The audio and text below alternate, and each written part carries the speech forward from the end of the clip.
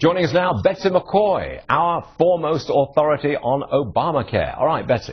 At the IRS hearing, Congressman Jim McDermott, this is Friday, he fired off several questions about Obamacare to ousted Director of the IRS, Stephen Miller.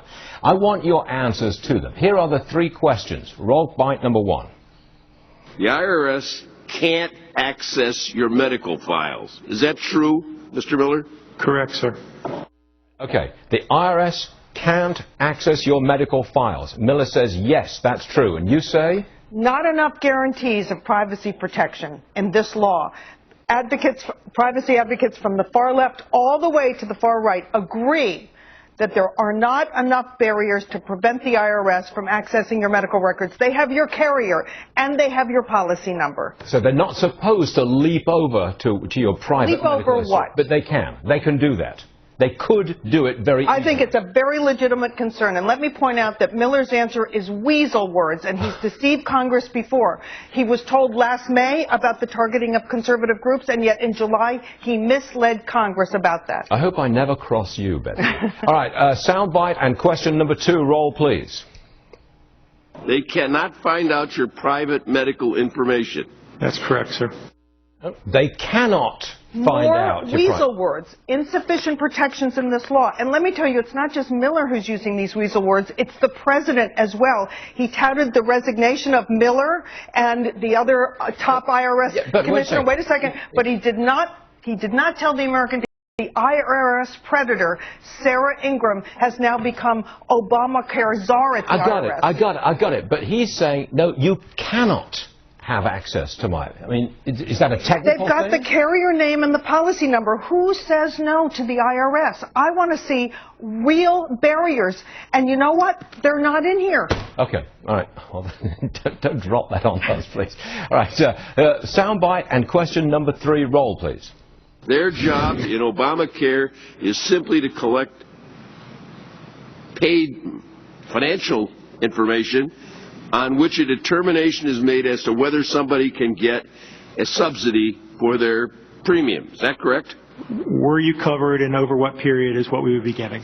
That's all. Were you covered and over what period? No, because they're also responsible for providing part of your premium paid directly to the insurance company. And we know that the IRS delays.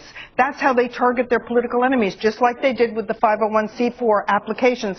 They delay. So if you have an insurance plan and the IRS and the Treasury delay their part of your premium, after a grace period, your insurance company can stop paying your doctor in your hospital. What if your wife is dealing with cancer? Okay, I've got to go back right to the deadly. beginning, because there's a very, very simple question that was raised here. That's and right. There's a disagreement on this. That's right.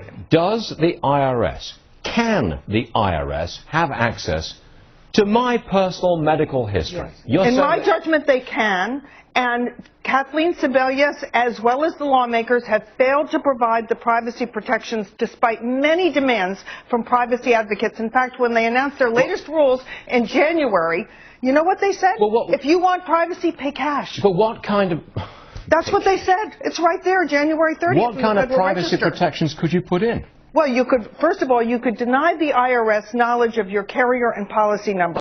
Yes, because you could issue a blanket certificate that you have a qualified plan without identifying who your carrier is and what your policy number is.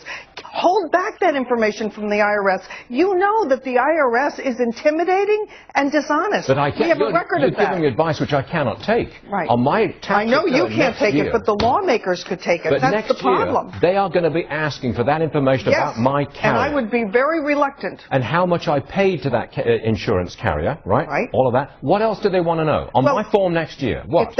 You are under their thumb month after month. If your family size changes, you have a baby, if you break up with your spouse, if you get a raise, if you lose your job, all of that has to be conveyed to the IRS. Right now, Stuart, you and many people deal with the IRS once a year.